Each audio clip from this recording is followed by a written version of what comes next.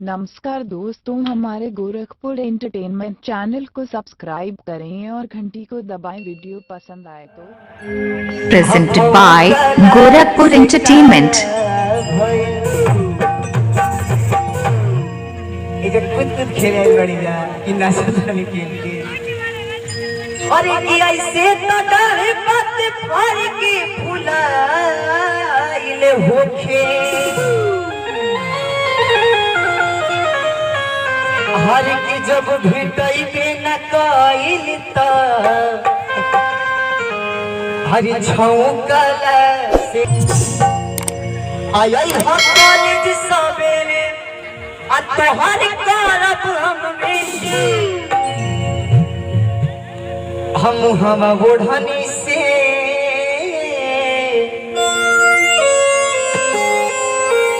ओढ़नी बा तने मुहवा ओढ़नी से ढाम के हरि के मुहवा ओढ़नी से बाल के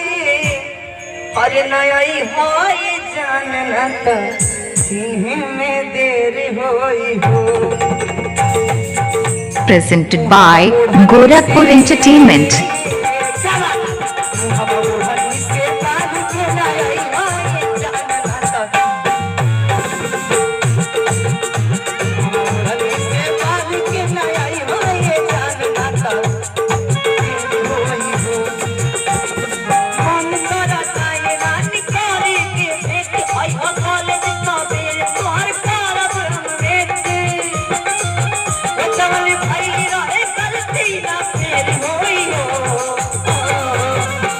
हवा ओढ़नी से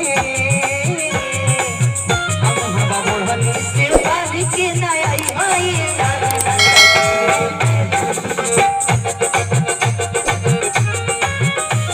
अरे जिया हो हम चम्मा चमेली हो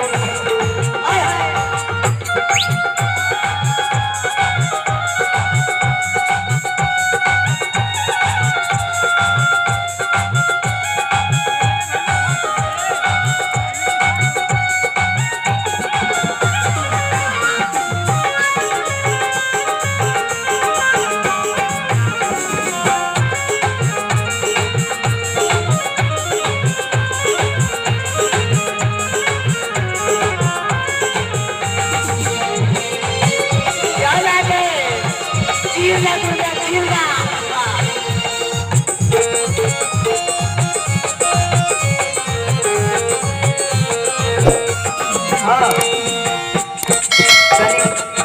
एगो बात बा है तो पूरा करिया सूट पहनले बाड़ी लोग उजरो पहन के आवे के चाहिए है खाली एगो चमका दाढ़ी में खाली तीन लोग करिया पहन लेले बाड़ी